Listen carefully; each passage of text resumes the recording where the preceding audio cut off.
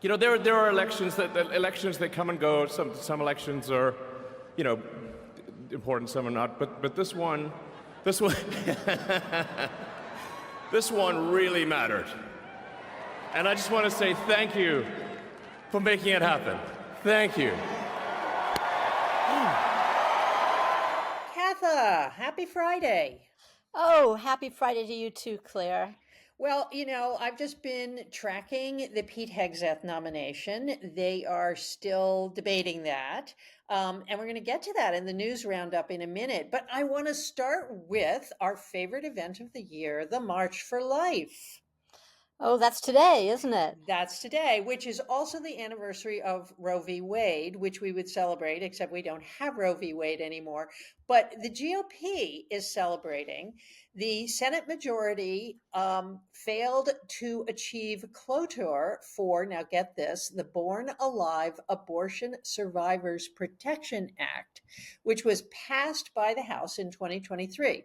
And this act would require healthcare workers to provide care for any fetus that survives an abortion, which is something that almost never happens. For example, in Minnesota in 2017, exactly 3 fetuses out of 10,177 emerged with signs of life, and then they died because of the reason they were being aborted in the first place. So, no cloture on that. And then we have Jacqueline Alamany of the Washington Post, which reported yesterday that Speaker Mike Johnson, this is my favorite news item, Katha, warned Republican colleagues investigating the J6 committee that were they to subpoena former Trump aide Cassidy Hutchinson, an investigation would reveal that a whole bunch of congressmen have been sending her sexually explicit messages. Katha, why do men do these things? I was going to ask you that, Claire. I don't know. I'm a lesbian. I'm a woman. I don't know either. We should ask some men. But this keeps coming up with Republicans. They take these sort of big moral stands, and then it turns out they're just as sleazy as the next person. Yes, and you could say the same of Catholic priests and Boy Scout leaders and all kinds of supposedly upstanding citizens. And will they never learn that text messages are forever?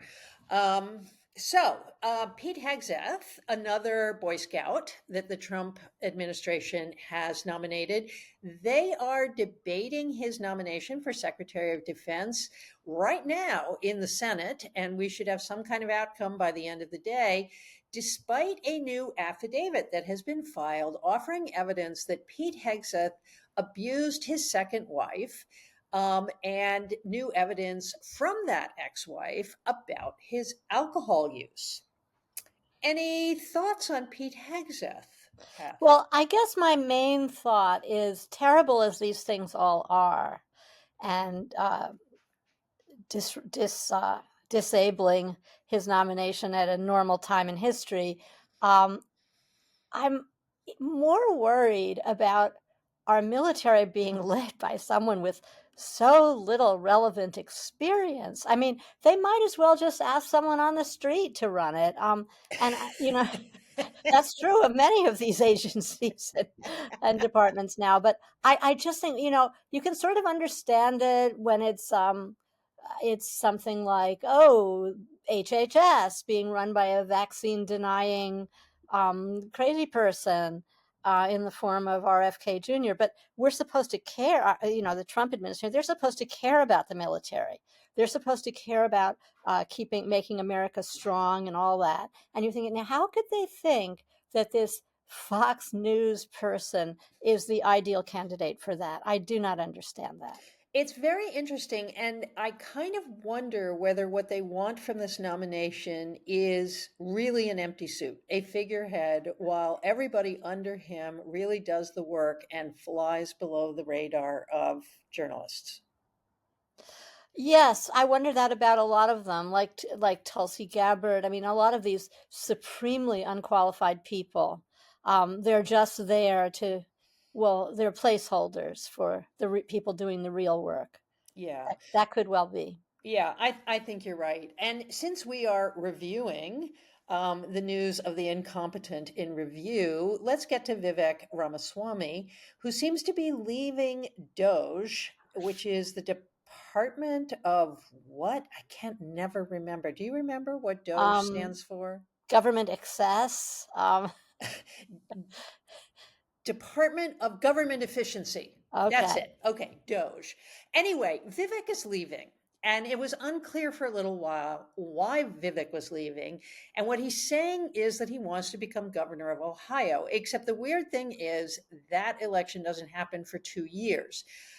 So there's some school of thought that says it's his tweets about how lazy white people are that got him into trouble, or philosophical differences about government restructuring and whether it should proceed with budget cutting first, which is what Elon wants to do, just to see what happens, or whether they should actually restructure first, which is what Vivek thought.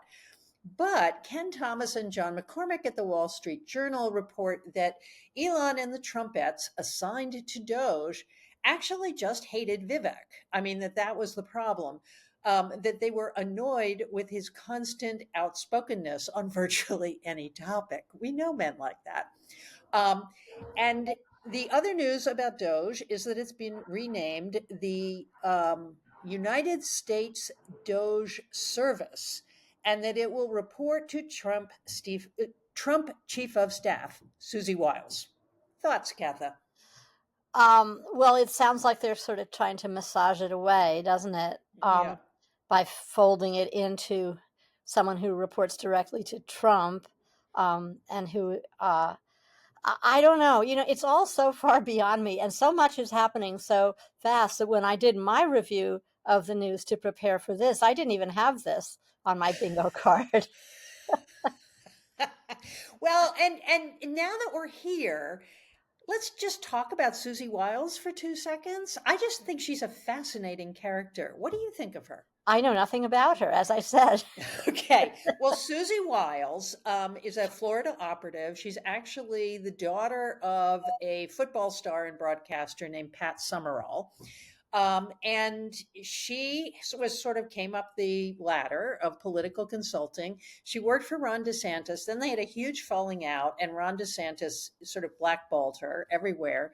And then Trump hired her to run the second campaign. And she's in this sort of odd position of being the person now that everybody thinks is going to make things okay because she's sort of normal and organized and so on. And it's sort of like Marco Rubio. Like no one's upset about Marco Rubio being Secretary of State because Marco seems like a relatively normal person. Yeah. And And so that leads us to our main item for the day, which is how we think about the concept of normal in an abnormal time. And you suggested in your article for The Nation on January 14th, which actually got a lot of traction with a lot of my friends. It's called Let's Cool It with the Hot Takes. And you suggested that we need to just sort of think about things before we write about them. We need to know something more about somebody before we express an opinion. So, why did you write this piece? well, I wrote this piece because the day after the terrible election, I emailed my editor early in the morning. As soon as I woke up, I said, "Oh, I want to write about this. I want to write about how it was all about misogyny." And then I had breakfast and I read, 500 hot takes. And every single person found that the results confirmed what they had expected, what they thought, what they believed. Nobody said, "Oh my God, I'm just shocked. I was wrong." No, that never happens with a hot take. It's always that I was right. Um, and, it just can't be like that. It Well, can't be that you're always right. right. So, Katha, let's sort of go into the territory of gender. Is it mostly men who do this in journalism, or are men and women both given to the hot take Oh, well, philosophy? that's very interesting. I would say Well, more men write hot takes. They have those jobs. Um, they are on Twitter more all the time, or X, or now Blue Sky. Um, but I think women do it too. There's not a lot of um, there's not a lot of advantage in saying, "Well, I'll get back to you in a week." Let me So think about that. so but what's driving this? Why do people do hot takes? Well, I think a lot of it is the way the current internet slash news operation is set up, that it all moves at lightning speed Mhm. thanks to the internet. So there isn't that much time to think if your deadline is in 3 hours. Right. Um, but I think there's more to it, which is, as my editor said, explaining why I wasn't as popular as I might be. Um, it's an outrage economy, and Hmm. he said, Katha, to me, and he said, "You don't do enough outrage." Well, why don't you do outrage? I mean, why have you resisted the hot take Well, economy? maybe I'm old and tired. Maybe there's not that much in it for me, but maybe also I find the older I get, which is not very old, um, the older I get, the less sure I feel of things I thought I knew. Um, and I think that the more I think, a lot of life is explained by human folly. There's just a lot of that. And the less able I am to feel, well, what is important? What can we ignore? What must we pay more attention to? It's not always easy to figure that out. Um, and so I've just kind of lost a lot of my interest in doing this, except on certain subjects that I'm still, a total maniac about, like women's rights and abortion rights. Hmm. Well, and thinking about some of these Trump appointments, we were talking about Pete Hegseth earlier. You sort of said, well, actually, the stuff about his wives, and I'm always seeing in the newspaper Pete Hegseth's ex-wife, and I always want to say, which one? Can you just like tell me which of the three ex-wives you're talking about? Um, but that you said, well, actually, a lot of that stuff doesn't worry you as much as the fact that he has no experience running an agency as big as the Department of Defense. Is that an example of how the hot take can actually interfere with us thinking seriously about the news? Well, yes, and I think it's also the tabloidization of news that, okay, Hegseth abused his wife. Big, that's going to be all over the Daily Mail. That's going to be over, all the internet sites. But Pete Hegseth has no qualifications whatsoever for the Mhm. job that he's supposed to be doing. That doesn't have the same um, tabloid quality, does it? It's the same, it's part of the whole phenomenon of this celebritization of the news, where, like, if you just go to the Daily News, which to the Daily Mail, which, it's true, it's British, but it has a wide reach, and the stories that first end up in the Daily Mail end up in the New York Post, and from there they go everywhere.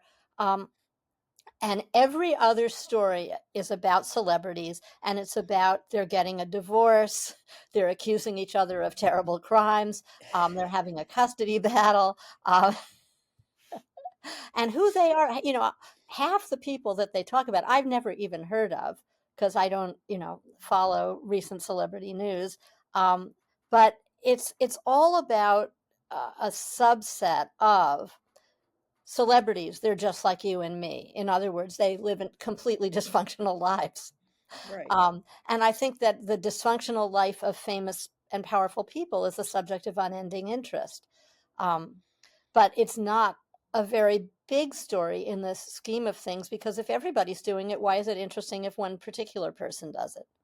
No, that is interesting. And I think in relation to politics, of course, one of the things people would point to is, several decades ago, John Tower was nominated to be Secretary of Defense. It turned out he was an alcoholic. And actually, hearing said, well, I promise I'll stop drinking if you make me Secretary of Defense, which I actually think was his fatal error. He probably just should have lied and said, oh, I stopped drinking years ago. But people will point to something like that and say, well, what has happened to America? How is it that we used to turn down people for moral reasons, and now people's moral fiber makes no difference to us at all? What do you think about that? Well, I think part of it, and maybe this is a very reactionary take, but the things that people used to be disqualified for are no longer taboo. Like take divorce. It used to be, oh, he was divorced, he can never be president. Right. And then we had Ronald Reagan. Right. And now if getting divorced is nothing. In fact, if you don't get divorced, people think, what's the matter with you? Have Right. you given up on happiness?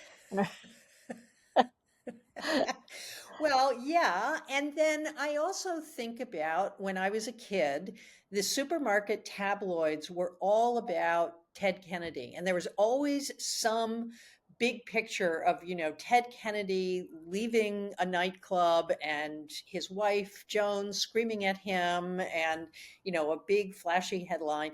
And it simply was true that I think we would say now Ted Kennedy was an alcoholic. I mean, then they talked about him as a drinker, but he was a compulsive drinker, and he screwed around, and he probably abused his wife too. And So, he let Mary Jo Kopechne die. and he That was let, the big thing. He killed yes, someone, and that was still okay. and it was still okay. So, have we actually now kind of become less hypocritical that we say actually these terribly flawed people can still be cycled into the political system and it's fine?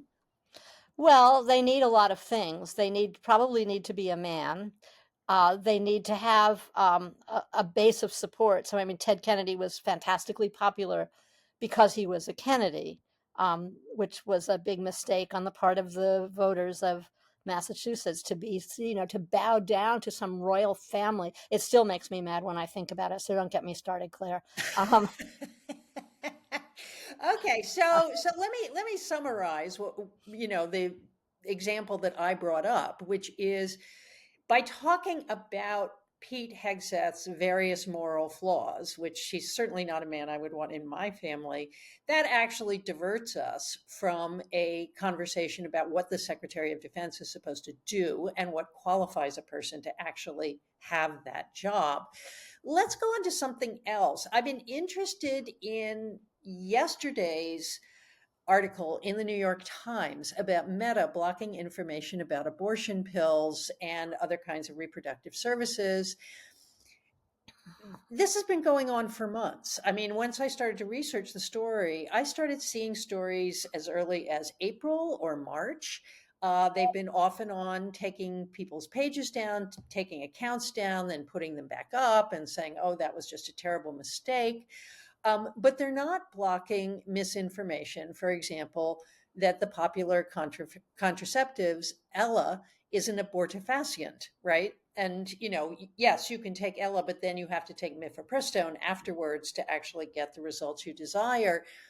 What are the ways in which hot takes about Meta and the ways they're bowing down to the Trump administration? What is being concealed here?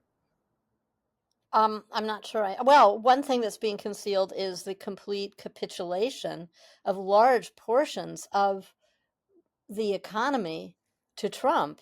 Yeah, And it's interesting. I think about this a lot that and I think we on the left too, for a long time, we thought that people they kind of looked like they could be on the left and they liked the music and no, really, I mean, did you ever think, 20 years ago or 30 years ago, did you think a right wing people could be in a Beatles tribute band? There was, I think, an almost unspoken assumption that certain kinds of music appealed to left-wing people, but that's right, not true anymore. I mean, right. rock music is popular with everybody except for me. So, um, Trump dancing to YMCA, which well, baffles me, that is the most amazing one. with a It's like, do sword. they not know what that song is about? Do they really think it's about sleeping at the Young Men's Christian Association Right. Hostile, youth hostel. I mean, honestly. I mean, think of the cultural knowledge you have to have purged from your brain to actually turn that into a conservative song. And yet, that song YMCA with the hand gesture, the arm gestures, that's been sung at PTA meetings for decades. Right. It's just it's lost whatever it meant. Young man, there's a place you can go. It's so funny. But I think that getting back to Meta, I think that people thought that a little bit about Mark Zuckerberg, that, he started as a college student and it was all about what girls are pretty. And then there was a movie made about him. And there was the idea, there was an idea for a while that, that all the new technological, so that social media and also news and information on the internet was going to be all good. Don't be evil. Information wants to be free. That is the stupidest thing anybody ever said. Where do they think information comes from? You've got to pay for it. Somebody has to be, it's a job to be a reporter. Right. And people who, are on some website claiming to be reporters, they're not. They're Right. not. They're something else. I mean, something they can do, bring interesting stories to light, but they're not reporters. So anyway, I think that part of the surprise about the whole Facebook thing is people had an idea of Facebook as, oh, that's where I send photos of my grandchildren. That's where I put up music. That's where I connect with the people I went to high school with, stuff like that. And now we're finding out that it actually is a very important news media, but it isn't a truthful news media, and it has no fact checking, and it has no kind of it has no breaks of any kind, Right. unless you're on the wrong side, and then they can take you off, like with abortion information. Right. Well, and I think you're raising a really important point about Zuckerberg, whose entire media profile is in many ways a series of hot takes, and that has never allowed any reporter apparently to really dig into him and tell us something substantive about who he is. I mean, I think in many ways he's kind of a mysterious character. No one really understands him. No one really knows what he thinks or what he believes, and we get this just sort of cycle of hot takes of like, he said this, this is what Facebook did, and what would actually allow us to understand someone like Zuckerberg a little bit better? Well, someone needs to get close to him and do the tell-all. Which becomes very, very difficult when these guys are billionaires, right? Right. And and that I think is something interesting, which is the same media that is producing the hot takes is enriching people who can essentially wall themselves off from being known at all, even as they're creeping their way into the government and influencing Yes. policy and Yes. so on. I want to say one more thing about Mark Zuckerberg, which is now Mark Zuckerberg, and this is like such a story about how women can't win for losing. He's blaming Sheryl Sandberg for DEI at Meta. And I'm thinking, oh God, I thought we were supposed to hate Sheryl Sandberg because she wasn't, a Marxist feminist. Right. I know. That's actually just disgusting. And it tells us a lot about the lack of success that DEI actually had at Meta, that Sheryl Sandberg is getting dumped on for it. Um, yeah. Oh, right. And the other thing where he says, we need more masculine energy. And I'm said, well, maybe he does. I mean, he looks pretty dweeby, but he's got that hair. But um, then I read that 2/3 of the people who work at Meta are men. So how Right. much more energy, masculine energy, can that place stand before it just explodes with testosterone? Right. Well, maybe they're just not manly enough. Kara Swisher said on her podcast the other day, she said, Mark, I'm just telling you, eating red meat and going to the gym is not masculine energy. I don't even know what masculine energy is. So here's another issue about hot takes, which we're in an environment where we're being flooded with new events, not necessarily new information all the time, but certainly new events, whether it's Trump's 1,500 executive orders, whether it is the sort of simultaneous introduction of new measures to criminalize abortion in multiple states. So, how exactly do journalists stay on top of a situation in which events are coming at them so fast and furious that maybe nobody has time for more than a hot take before something else happens? What should a journalist do? Well, I think they should, of course, know everything that's out there. Um, and they should just step back a little bit. Not when they report the news. The Right. hot take thing isn't about reporting, of which there should be a lot more. Um, but uh, with, just thinking a little more about what they're saying. And I think another feature of the hot take is, and maybe this is its main feature, is voice. It's really all about voice. It's all about um, expressing yourself in a hyper vigorous manner that makes fun of and castigates anyone who dares to disagree with you. And I just don't think that gets us very far. It really is preaching to the choir. Um, which I do myself because I write for The Nation, which doesn't have too many right-wing readers. But although you never know. The occasional conservative might show up. Yeah. No, I think what you're saying is really important, Katha. And I actually want to add a pet peeve of mine, which is headline writing. And I think one of the things that putting everything on the internet has done is it's very, very difficult to capture people's attention or to actually draw them to read the story at all. So, and I've been particularly annoyed with the New York Times about this, that often we have a kind of hot take headline that leads you to an article that's much more nuanced and Mhm. conflicted than the headline would suggest it was. And I wonder, do a lot of people just read the headline and say, all right, I don't need to read the story now because the argument's all in the headline? Yes, and I'm one of those people. Yeah. Um, that uh, there is somebody has said that the real economy now is the attention economy. That everyone is fighting. You're right. Everyone is fighting for attention, and that's why your headline is now written with a view to SEO. Yeah. Um, yeah, so Search that's what search engine and optimism. optimization. Yeah. So that's what gets you toward the top of some Google search. Right. Isn't that what it is? Well, Yes. whatever. But anyway, I have noticed that since the nation started going in for SEO, I don't write the headlines for my pieces, but they're no longer clever. They're just very blunt. Yeah. Um, but they have those magic words that supposedly push them up. And that's really too bad because writing headlines, as anyone who has ever read the New York Post knows, is a wonderful art.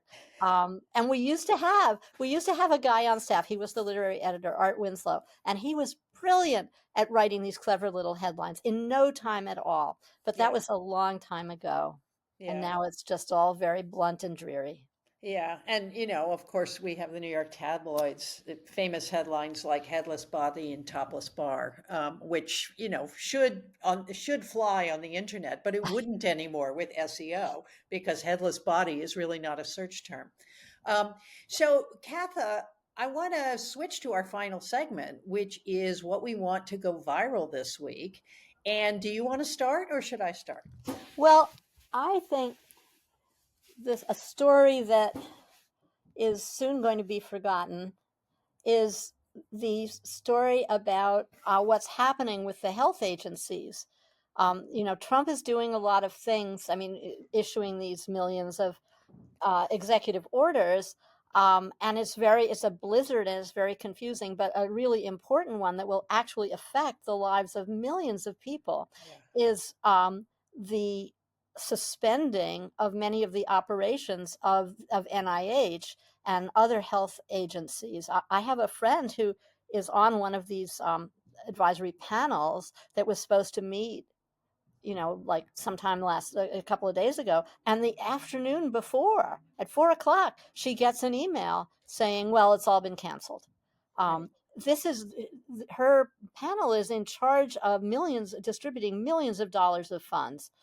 So what happens now? And these are important things. It's all, we another thing we do that is really wrong is we think of health in terms of just the hot button issue of the day, like COVID and Wuhan and vaccines, and these are all incredibly important things.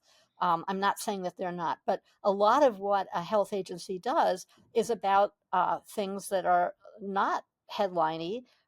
They're things like hearing loss and vision and other important health concerns that everybody has. And what is I do not understand what Trump thinks he's doing. Um, do you? No, I don't understand what he thinks he's doing either, except that he doesn't actually understand any of these issues. And I think what we've seen in his history as the 45th president is that people get to him and say, this is what we should do. NIH is the capital of wokeness in the United States. So we need to bring them to a full and complete halt before we can, so that we can audit everything they do. I think there's going to be a lot of this kind of thing in the name of auditing for government waste. And as somebody pointed out today in the newspaper, there are, these agencies are audited constantly. So I think there's going to be that. I also think that NIH became a particular bugaboo on the right during the COVID pandemic. And so punishing NIH and illustrating that they just aren't necessary. We don't need them. And of course, RFK Jr. has talked about this, that he thinks all medical research should be suspended. And we should put all that money into making sure people take their vitamins and exercise regularly and so on. Well, I'm certainly going to do those things.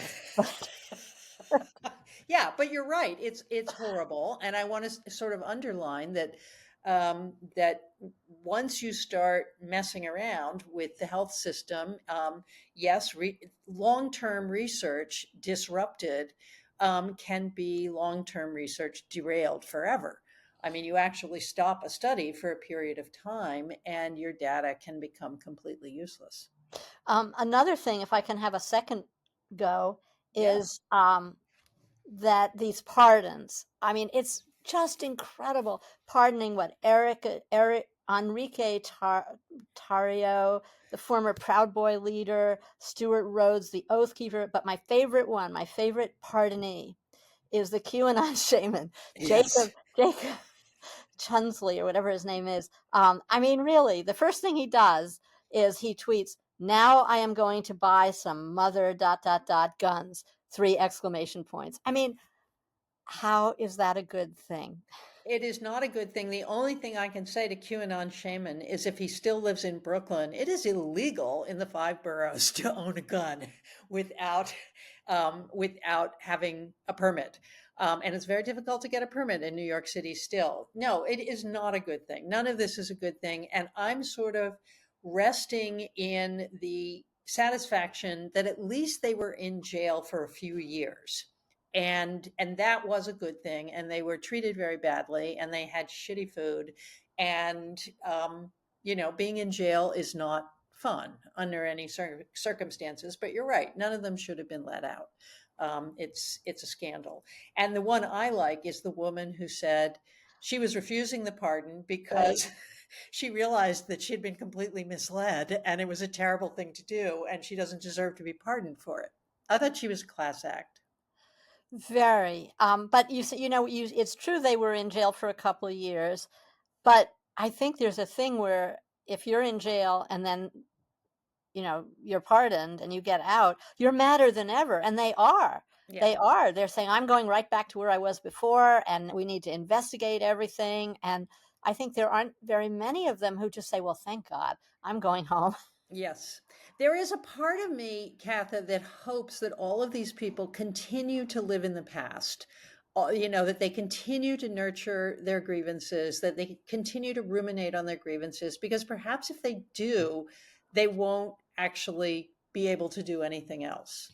And I think the Republican Party has, occasionally said, hey, let's move on from January 6th. What is this old January 6th story? And it will be the people who are their foot soldiers who will make it impossible for January 6th to leave the news in the next 4 years. Yeah, so that's bad.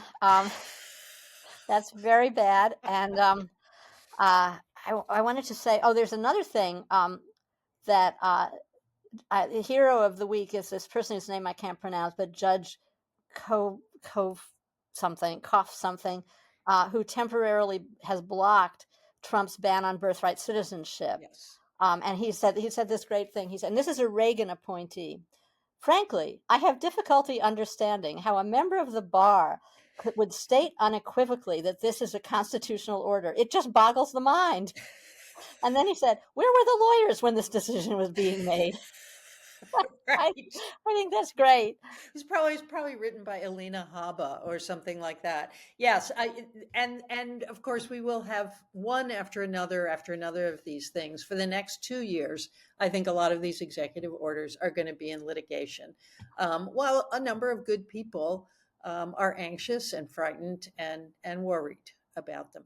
All right, so I want to change the subject from politics to my viral take of the week, which is Lila Shapiro's article, Call Me Master, the sadistic power games of fantasy author Neil Gaiman in New York Magazine earlier this month, January 13th. Did you read it, Katha? I did. It's a hard read. And I just want to tell our viewers, if anybody has ever abused you or, systematically raped you, this is a really triggering piece, because this is what Gaiman is accused of, by one woman in particular. But apparently there were a number of women who sort of fell into his cult of personality, and he would take them as lovers and then hurt them very badly in many different ways that we probably shouldn't describe on a G-rated video cast. But part of what I found so disturbing about it, Katha, was that his wife, whose name is, I believe, Amanda Palmer, who is a very famous musician, really brought some of these women into his orbit. And knowing what he was capable of. And I don't really think she's gotten enough scrutiny in all of this. Really? I think she's gotten a ton of scrutiny. You must Okay. not be spending enough time on Twitter. Okay. Okay. Well, I guess not. But, Lila Shapiro sort of said, when she realized what was happening, then she helped the main victim and so on.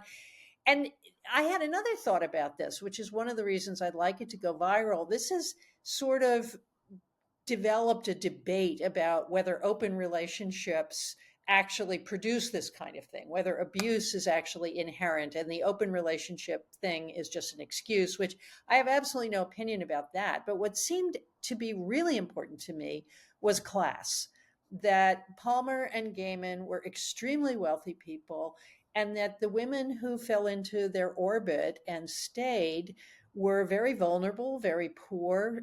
One of the women was homeless, didn't know what would happen to her if she left them and tried to go out on her own.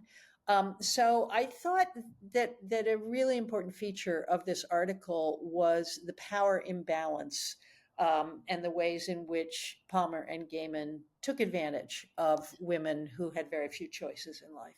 Totally. The main person in the article was working as their nanny. Right. And they weren't paying her. Right. Right. And right. these are multimillionaires. They weren't paying her. They were taking tremendous advantage of her in every conceivable way. And they speak this language of therapy bullshit. This is what really gets me when Neil Gaiman finally issued a statement, and it was like, I know, I haven't been perfect. Which one of us is? I'm working on it. At the same time as he's denying everything, he's working on it. Well, what is he working on? Right. So I read that article and I thought, I'm never going to recover from this.